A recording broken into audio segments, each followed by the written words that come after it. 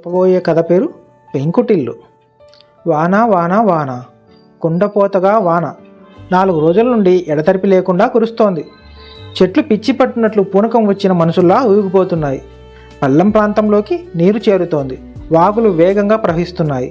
ఏండ్ల తరబడి పుడిమెతో సహవాసం చేసిన చెట్లు నేల కూలుతున్నాయి. అగ్రహారంలోని 6 ఇండ్లు పెంకుటిండ్లు మేఘం గర్జనకు కూలిపోయింది. నేల మీద చెల్లాచెదురైన ఇటుకలు పెంకులు మిగిలాయి.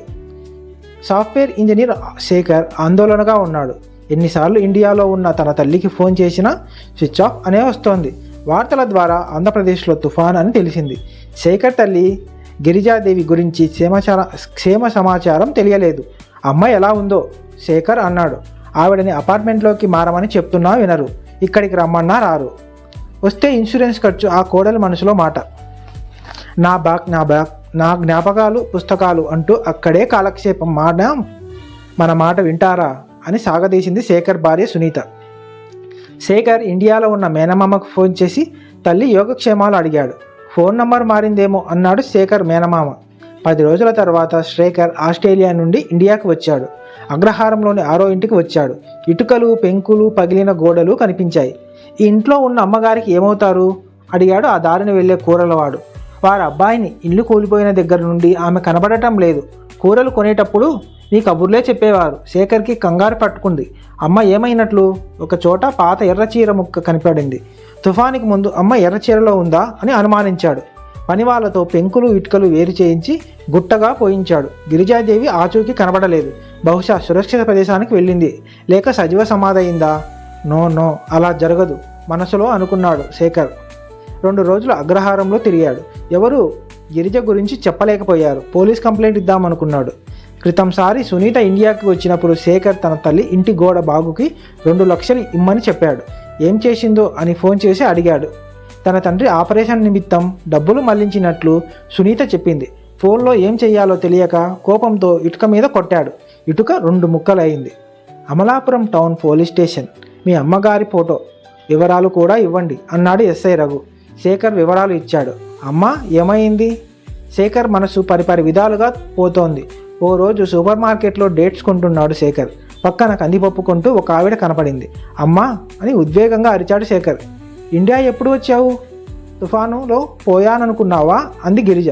అవే మాటలు అమ్మా. నీ గురించి ఎంత టెన్షన్ పడ్డానో నీకేం తెలుసు?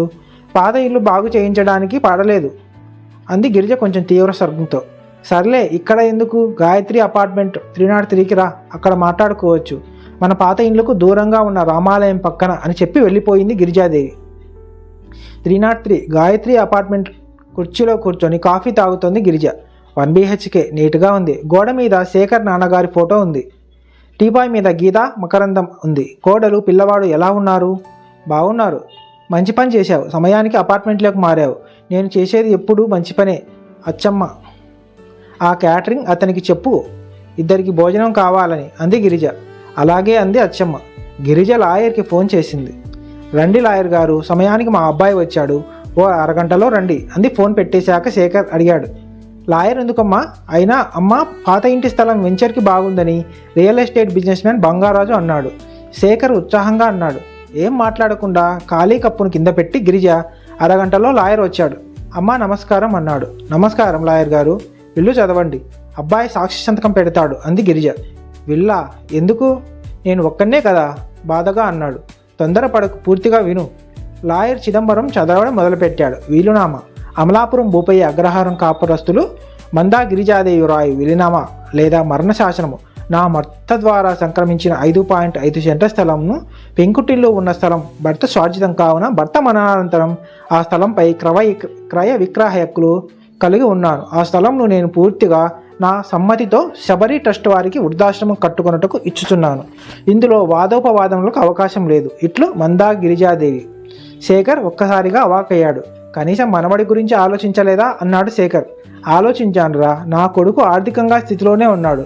ఎంతోమంది వృద్ధాప్యంలో సరైన ఆదరణ లేక నిర్లక్ష్యానికి గురై ఎన్నో బాధలు పడుతున్నారు. వారికి కనీసం నా వంతు సాయం నేను చేయాలనుకున్నా. నా భర్తకి ప్రభుత్వ ఉద్యోగం వల్ల నాకు పింఛన్ వస్తుంది.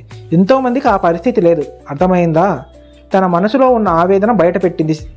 శేఖర్ చాలాసేపు మౌనంగా ఉన్నాడు. నీది చాలా విశాలమైన మనసు అని తల్లి పాదాలకు నమస్కరించాడు శేఖర్. అమ్మా ఆయన సాక్షి సంతకం పెడితే ఒక కాపీ మీకు, ఇంకొకటి శబరి ట్రస్ట్కి ఇవ్వాలి అన్నాడు లాయర్ కోర్టుకు వెళ్లే తొందరలో. శేఖర్ సాక్షి సంతకం పెట్టాడు. నీకు ఇష్టమని అనపకాయ ములక్కాడకలు పులుసు తెప్పించాను అంది గిరిజ. చాలా కాలానికి శేఖర్ తృప్తిగా భోజనం చేశాడు. శేఖర్ వారం రోజుల తర్వాత విమానంలో ఆస్ట్రేలియా వెళ్ళిపోయాడు.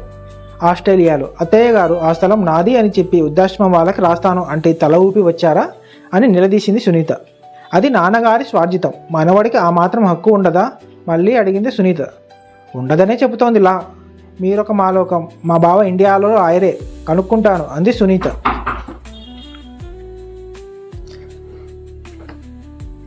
మీరొక మాలోకం, మా బావ ఇండియాలో లాయరే, కనుక్కుంటాను అంది సునీత. మీరు మీ అమ్మగారికి చెప్పొద్దా? మనవి ఎప్పుడు ఏమవుతుందో తెలియని వసవతుకులు కదా నిట్టూర్చుంది సునీత. అదిగో రీటా మొగుడికి ఉద్యోగం టాటా చెప్పిందట, పెద్ద కంపెనీ, అందులోనే 1 బిలియన్. ఇప్పుడు వాళ్ళు డైలమాలో పడ్డారు. ఇండియా వెళ్ళాలా లేక ఇక్కడే ఉండాలా అని. అమ్మ నిర్ణయం, రాత్రి బావతో మాట్లాడాలి అని గట్టిగా నిశ్చయించుకుంది సునీత. సునీత అత్తగారి మీద కేసు వేసింది. ఆ స్థలం మామగారికి వారసత్వం ద్వారా వచ్చినదని, అత్తగారి మానసిక బాగోలేదని, పాత డాక్యుమెంట్లు ఎక్కడో పడేశారని, ఆ సమయంలో రాసిన విల్లు చెల్లదని, కోర్టులో విషయం తెలియకుండా ఎటువంటి నిర్మాణాలు చేపట్టకూడదని, తన కొడుకుకు కూడా వాటా ఉందని కోర్టు స్టే ఇచ్చింది. గిరిజాదేవికి కోపం వచ్చింది. గోడ కట్టించమని ఇచ్చిన డబ్బులు పుట్టింటికి పంపింది. ఇప్పుడు ఈ స్థలంకి డిమాండ్ రావడంతో గద్దలా తన్నుకుపోవాలని చూస్తోంది అని అనుకుంది. కేసు కొలిక్కి రావడానికి 2 ఏళ్లు పట్టింది. తీర్పు గిరిజాదేవికి అనుకూలంగా వచ్చింది. శబరి వృద్ధాశ్రమం పనులు మొదలయ్యాయి. వృద్ధాశ్రమం ప్రారంభోత్సవ సమయంలో గిరిజాదేవికి అకస్మాత్తుగా గుండె నొప్పి రావడంతో అక్కడికక్కడే కుప్పకూలిపోయారు. గిరిజాదేవి అంత్యక్రియల సమయానికి శేఖర్ ఆస్ట్రేలియా నుండి వచ్చాడు తలకొరివి పెడదామని. అదే సమయంలో లాయర్ అడ్డుపడ్డాడు. మీ అమ్మగారి విల్లు ప్రకారం ఆశ్రమం నిర్వాహకుడు ముకుందం తలకొరివి పెట్టాలి, ఇది తన చివరి కోరిక, అమలు జరిగేలా చూడమని నాకు చెప్పారు. విల్లు కాపీ చూడు. విల్లులో లేదు. నదిలో అస్థికలు కలపడానికి అర్హులవుతారు. ఆస్తి లేదు కానీ అస్థికలు ఇచ్చారా? అదేమైనా బంగారమా? ఎముకలేగా వెటకారంగా మాట్లాడింది సునీత. శేఖర్ సజల నేత్రాలకు విల్లులోని అక్షరాలు మసకమసకగా కనిపిస్తున్నాయి. సునీత మొబైల్ చూసుకుంటోంది. ముకుందం మండుతున్న కట్టెతో గిరిజాదేవి తలవైపుకు నడిచాడు. కథ సమాప్తం. కథ నచ్చితే లైక్ చేయండి, సబ్స్క్రైబ్ చేయండి, కామెంట్ చేయండి. Thank you.